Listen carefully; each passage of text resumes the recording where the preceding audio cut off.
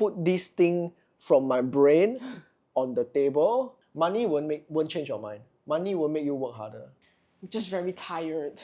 I'm just very exhausted. Hello and welcome to this week's episode of the Uglywood Company Podcast. We're your hosts for today, Glennard And Nicole. Okay, so Nicole, what are we going to talk about today? So today we are going to talk about how I got fired from my own company. My own company? Why you fire me? So what do I mean when I say I got fired from my own company? So to kind of give you guys a background of what we do in Uglywood Company. So for me, I'm actually running the social media accounts. So like our Instagram, our TikTok, and I'm also doing marketing for like using Google Ads. And I'm also what's that word? I'm also taking care of like the financial aspect of the company. So I'm in charge of the bank account and approving his expenses. The company's expenses. Oh yeah, The company's expenses. The company's expenses, not his personal expenses. Not my expenses. The company's expenses. His company, the company's expenses. Our company's expenses. Yeah, so do you want to describe what you are doing? Okay, so I am mainly in charge of design, production, and instructing the new workshops. So by extension, right, that also means I'm in charge of kind of the logistics, so equipment and materials. I'm in charge of getting more sales. I'm in charge of coordinating any kind of like design or sales in the sense of customer conversations. I am also, I think originally it was intended for your role, but ended up I did most of it, which is in terms of administrative roles. So when we need to kind of set up any bank accounts, if we need to set up any kind of government licensing, ACRA, any tax, any BIS files, basically any type of administrative work. Any admin work. Mostly I'll be doing. So taxes I'll be the one filing every year. So I guess that rounds out kind of like how our original role was. I think from 2021, 2022 all the way until 2024. Yeah.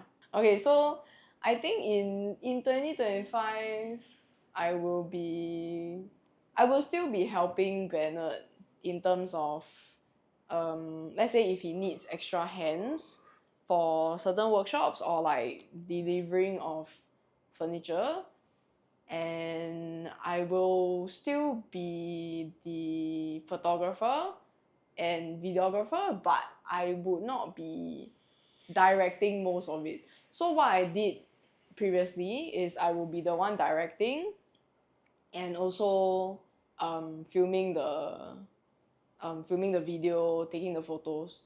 So in terms of videography, he will be the one directing from next year onwards. I will just be purely the videographer. So I will just take instructions from him because I realize I can't direct for the life of me. I do not know how to direct. I do not know how to tell him, oh, can you do this? Can you do that? Yeah. It's so difficult. Like we waste so much time just trying to do that. I think to broadly summarize kind of like this decision, right? It's basically Nicole will be moving more from kind of be stepping down as a director. Yeah, she'll be stepping down as a director. She'll be as giving CMO less and instruction, CFO. less direction, and more in terms of taking instructions and executing work. I'm demoted to an employee. Yeah, you're demoted to a volunteer. Yeah, volunteer. Not even taking pay. Yeah. But in terms of like partnership, it will still be a 50-50 partnership. Is it? I mean, I can take you out if you want. Oh. If you want. No. Yeah, but I Yeah, so I will be taking on most of her duties from a direction kind of point of view, from a strategic point of view, and mostly we will see how that goes in 2025. It's hard for us to say now whether this is the right move to do. Yeah. But maybe you can share why we are making this change. So I think mainly the reason that we're doing this is that I couldn't deliver. I couldn't deliver on my promises.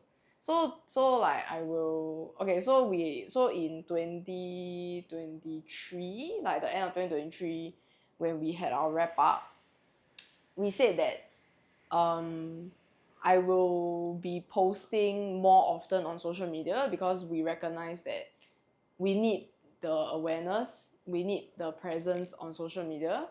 So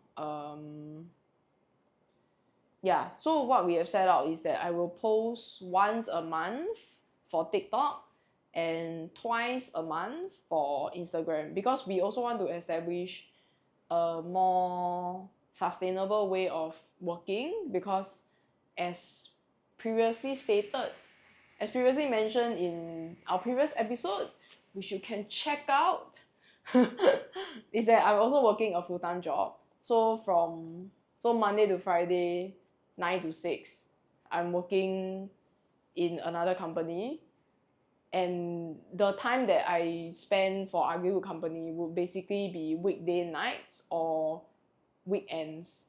And there are just times when, I'm just very tired, just very exhausted. I think especially I'm even more mentally tired I wouldn't say mentally tired, I would say intellectually tired after I have switched roles, because I'm using my brain more in my full-time job, that I don't have the capacity to think of what to post for Instagram, for TikTok. So to explain a bit about what we're talking about, right? What I'm yapping about. So back when we were so we originally formed this partnership sometime in 2021, 2022. Yeah. So that was when she was working her first role at a company. We will not name the company, but that was when we was working at the first role. So her first role required a lot less mental energy. Intellectual kind of capacity. It was primarily in terms of execution, in terms of taking instruction. She had firstly very little overtime work. She doesn't have work that she needs to bring home on a laptop, and even at work itself, right, like your 9 to 5, during her breaks she was actually very free, and she still had the intellectual capacity to kind of do creative work. Yeah, I was slacking off. But I can I can still find the time to post occasionally. Yeah, so we established kind of that 50-50 that back then, based on that kind of that working style. That working lifestyle. Capacity, that working capacity, that lifestyle. Yeah. So then fast forward to 2023, right? When do you move to your new role? May. 2023 May. Yeah. So moving into 2023, right? So she took on another job which is kind of more intellectually demanding, more challenging, more stimulating. She also had a group of interns she needed to manage now. Oh yeah. So as a result, right, she actually, while she's still working the same number of hours, you do need a lot more kind of mental energy reserved for the work that you're required to do. So your coordination, your planning, your actual lab work. Writing emails. Takes up so much mental capacity. And we have what we've realized over 2024, right, is that it is way too challenging to do 1.5 jobs. Especially while you're trying to really push your own career in your full-time role. So with that understanding, we felt it's not fair lah. We felt it's not fair to have you kind of work hard in your full-time job and then on your break, weekends, after work, 7 to 9, still work so hard. To be fair, I was delivering first half of the year. Like I was still keeping the like mentally I was still on track of my posting. Like I was still able to post like whatever we have set out to post. But it was okay, and also 2024 was also when we had our wedding preparations. So it was really only towards the September time that I started just like dwindling off. Yeah. But And the thing is for me, I think one thing about my working style is that once I stop, it's a bit hard for me to start something again. there's a lot of inertia. Yeah, my inertia is very strong for both starting and stopping. So like the inertia to start is strong, but when I start going for something, like I start doing something, it's hard to stop me. So you have seen me edit videos before. I will just be like glued to my phone. I cannot stop. Yeah. I cannot put down. I need to finish editing before I sleep. Yeah, which is also a very unhealthy way of working because I think now that she has like quote unquote less and less time for ugly company work, right? When she actually is motivated and kind of locked in to finish, for example, editing work, it becomes unhealthy, unsustainable for her to do it like that. So I think it was hurting the work output. It was hurting the relationship. I felt that I personally felt that it wasn't something that we could do it sustainably. The other thing also is that despite it being so difficult, right? Despite it being so challenging, despite her pushing through so hard, we were still not really meeting the expectations in terms of work output. Because from your perspective, right, your work revolves around posting regularly, which in itself it's a set of work lah. But there are expectations of you as a director. It's like what's your creative vision? What is kind of the direction in terms of marketing? Because what happened was I think in 2024, 2023, 2024, early 2024, we kind of cracked the Google ads in terms of how much we're willing to spend, what settings we were setting up. So we didn't need to do regular marketing meetups anymore. We didn't do a single like campaign. Did we do any campaigns in 2024? Oh, we had the June holiday.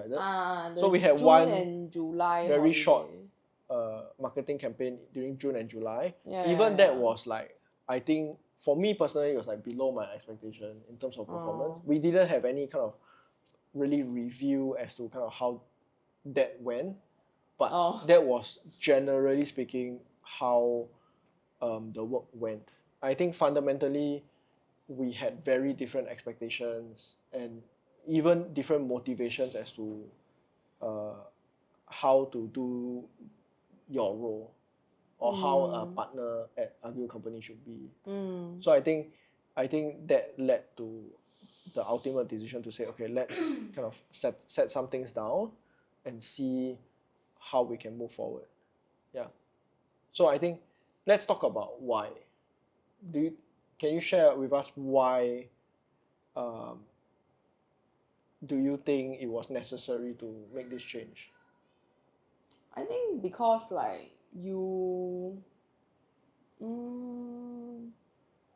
because like we had the goal of like for 2025 to achieve like a certain revenue or profit per month, then I feel like with my inconsistent output, it was quite hard to achieve that. And also like I was helping you out of like, you know, obligation. Yeah. I mean, I think that hit like the nail on the head. I didn't really have the same like motivations as you, because for me I still want to grow my career like in food science if possible. And then I think we had a conversation of like if like even if the company does well, would I quit my full-time job to help you? I think it's quite hard for me to do that because like it's not what I'm passionate about. I think even if like my career as a food scientist doesn't work out, I would still want to work in a food company, even if it's a different role, like be it marketing or like supply chain or whatever.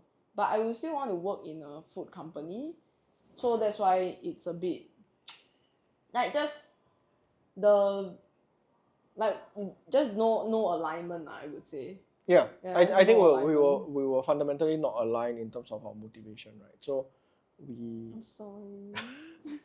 we had a very honest conversation about this, right? So one of that involved what you mentioned just now, right? About even if Agri company achieve amazing success, that was still something you don't want to do and you don't see yourself doing. You didn't feel that you had ownership over the projects you were doing. Yeah.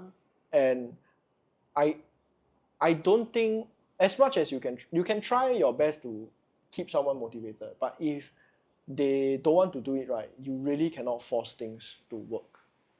That's my fundamental belief. Like, I don't want to hold anyone hostage. Even though honestly I feel like if I were to say this to my friends, right, like I was just thinking, if I were to say this to my friends that like my husband's career is like taking off, the company is doing very well already, and then I say to them that like but then like I'm not quitting my full-time job Yeah. yet. I somehow feel like they'll be like, what, like why you don't want to work, like be your own boss, that kind of thing. Because I feel like, I don't know why, I feel like they may want to do that, but I don't know, I'm just a corporate slave. I mean, it's just some people want different things lah. I mean, it's like what we said about previously, right? Like, some people cannot imagine a world without financial stability. So there is entirely nothing wrong with that. I think it's just where things went a bit wrong was just in terms of our ability to work together, because I am looking for a partner who is able to give direction, who is able to guide things from another perspective. And I think secondly, work independently, because so how we work in 2024, right, or how I wanted my ideal way of working, right, was that I would be managing products, I will be managing workshops, I will be kind of getting new partners in. When I say partners, I mean external partners like platforms in. But you would be guiding the marketing efforts. What that fundamentally meant for me, right, as like the in charge of this business, right, is that okay, I can put this thing from my brain on the table and let someone do it and expect it to be done well. That is fundamentally what I'm asking for. But I think that wasn't something that you wanted, because I think you were more of like, tell me what to do. I don't know how to do this. I don't know, is this what you want? But I'm not asking for you to do what I want. I'm asking for you to do this piece and achieve these goals that we both discussed. The goals were not like just dictated by me. It was something we both discussed. And then I said, okay, let's put this down. Let me put this down so that you can pick it up and run it your way. I will follow your way. I will not have criticism from a creative decision-making perspective. I may have things that I want to include into it, or like go in a certain direction, but I see that as like, okay, this is your baby, you should run it the way you want, but at the same time you're also responsible for its outcomes. Fundamentally, I think that did not happen, because when things stop working, there is no hard deadline. In the world of marketing, right, in the world of even like finance, right, there is no hard deadline per se. But there is a hard deadline for workshops, there is a hard deadline for products, there is a hard deadline for sales. If someone book, they're coming in on December 1st, they are coming on December 1st. If someone wants to pick something up by January 12th, they have to pick it up by January 12th. So the deadlines push me to do this kind of work. By that same merit, right, the administration we have always dragged it, because nobody will force us to do administration if we don't do it. It's just us losing out on opportunities. But on the other hand, it's like you don't have deadlines to motivate you. That's true. We also tried to say like, okay, if we don't have deadlines, what about incentives? Can we set up some incentives to motivate you? And that's when we realized that money won't change your mind. Money will make you work harder. And gifts will make you work harder. Like any kind of like objective items or products, things you can buy with money, they won't make you change harder. They won't make you work harder. So I have not. Or rather, right, is I work hard to get the milestone, and then once I've hit the milestone, I don't care already. I think that's No, because like you do see that at the start, before I hit the milestone, I'll be like, I always ask you, hey, Yeah. how many like inquiry, blah blah blah, that Yeah. kind of thing. But then it's like the moment I hit the milestone, I realize that I'll be like, oh, don't care. Yeah. already. So if we set the wrong milestone, right, then it's like, okay, we the just milestone is we too just easy to finish. hit. Yeah. If the milestone is too easy, right, then we just like we finish in 3 months and then we sleep the rest of the year. Because I decided to be a bit more fair, right, and say that your milestones are not pegged to my milestones. My milestones are pegged to profit, revenue, blah blah blah. Your milestones are pegged to eyeballs, views, likes, etc. Which I think is like generating is clicks fairer, and right, in hours. terms of like the work distribution. But Yeah. that being said, I think the fact that the milestones didn't change for 1 whole year might have been a leadership mistake on our side, both of us. Milestones can change. Yeah. Huh? Because you hit the milestone in June, then what are you gonna do? Just leave it there? Yeah, I thought it just don't come on you. No, I cannot. Yeah. So yeah, I think fundamentally we came to the conclusion that it's best to kind of lower your directorial requirements, directorial demands on Ugly Wood Company. Okay, so now that we have discussed kind of like all the reasons for doing so, right? Do you think you will be happier in your new role without as much directorial power?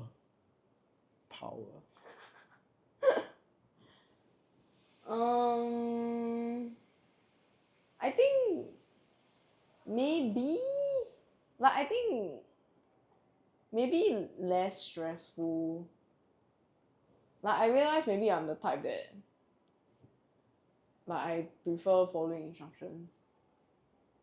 But then that also doesn't really bode well for me in terms of like taking on leadership roles in my own career.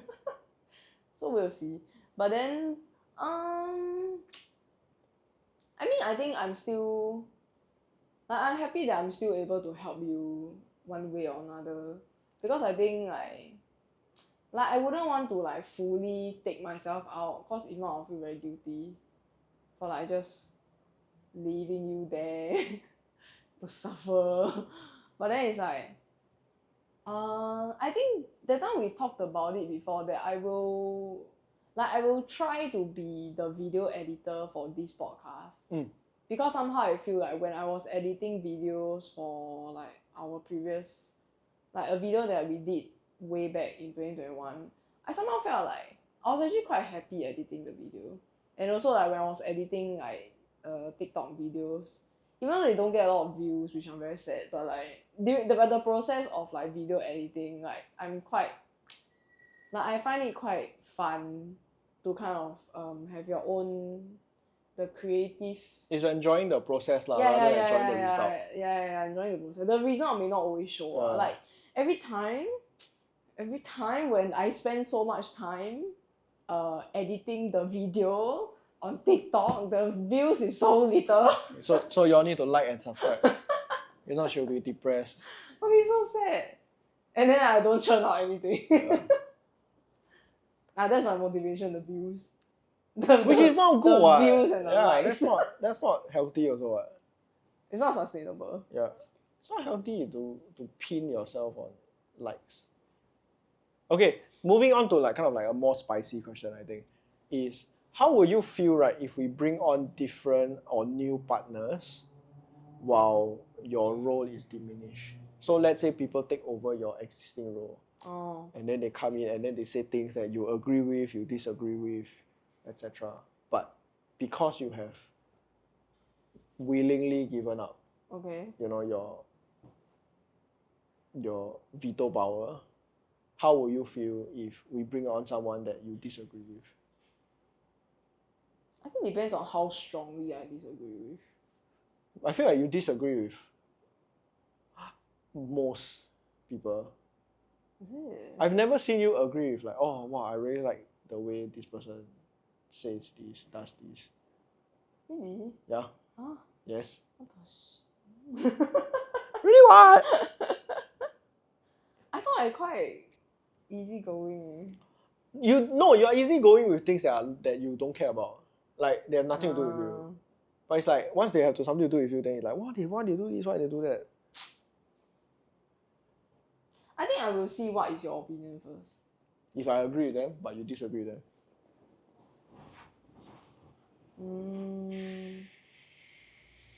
Okay, if I'm still able to voice out my disagreement. You can voice out, but nobody will pay attention. That was the point. Yeah, no, the point is that you have given up your ability No, but then to... I voice out, then like you don't hear what I say. What's the point of me even voicing out just for the sake of it? Yeah, no, so I can hear you. What? Huh? That's what fundamentally it means to No, be but will about. you change your mind? Okay, if I really manage to change your mind. I think, okay. So my take when it comes to this kind of thing, right, is always that, okay, so even if you can change your mind, even if you can say, okay, this is going to be a bad decision that does bad things, what is the replacement? Because you have to come in and say, okay, don't do this instead. Because I cannot just don't do this the whole time. If I hire someone, right, I'm constantly paying their salary, right? I cannot, like, everything they say, I say, no, it sucks. And then, like, there's no replacement. There's no replacement person, and there's no replacement, like, campaign or, like, project. Then I feel like I'd rather not give my opinion. Like, maybe I'd rather not know what you're doing. Like, I will just... But you will see them online, or Yeah, I will just see, and I will judge silently. Yeah, so but you that's why I say, like, it's a spicy question. Like you can, do you think I mean, you I can, need to live with it. I mean, since I've given up so you my can wrestle powers. control back? And no, kick that person out. I want to come back. I don't care about my lab work anymore. I'm going to be the creative director of Agro Company. I'm going to be the Jay Leno. Yeah. I kick out Conan. I think maybe it depends on where I am in What do you mean? my life also.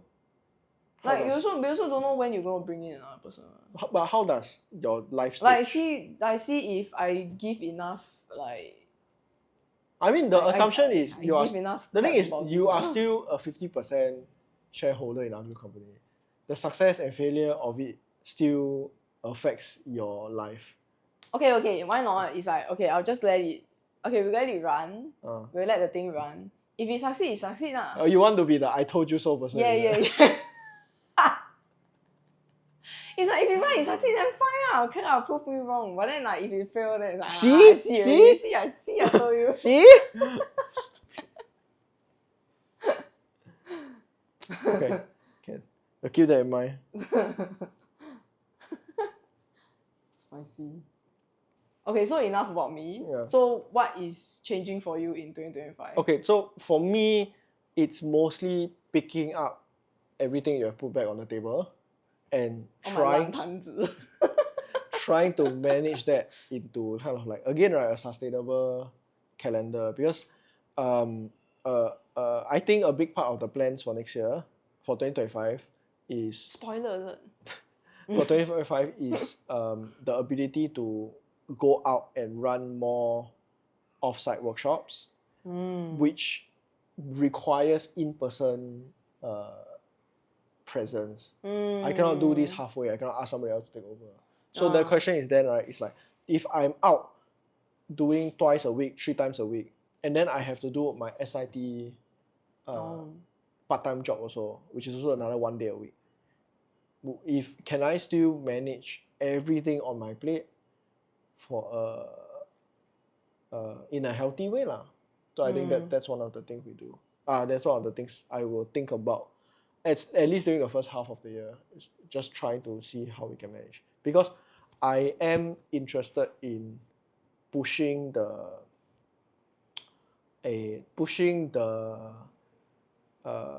frequency of our online marketing efforts. So social media, this podcast, for example, is one of them. It's just trying to do it in a healthy way lah. Okay, so that is 2025 for Glennard. So we'll check back in 2026. No, I was gonna say June. We have a mid-year check-in 2026. to see if you have burned out or not, and to see if I need to step back in, if I'll be rehired again. Can stay tuned for the episode. The burnout episode. Stay tuned for episode 40 when we say, oh, Nicole has been rehired back. Yay. Okay, thank you very much for listening. And before we go, we would like to give our lovely listeners some unsolicited advice. So every week we will actually give different advice to different specific people. So this week, Nicole, what advice do you have for us? To the people going onto buses and MRTs, can you please stop using your phone and just go all the way in? Thank you for listening to the Ugly Wood Company podcast. We'll be back next week with another exciting episode. In the meantime, if you're interested in booking our services, please go to our website at www.uglywoodcompany.com and use the coupon code UWC Podcast for 10% off. That's UWC Podcast. Links in the description. Till next week.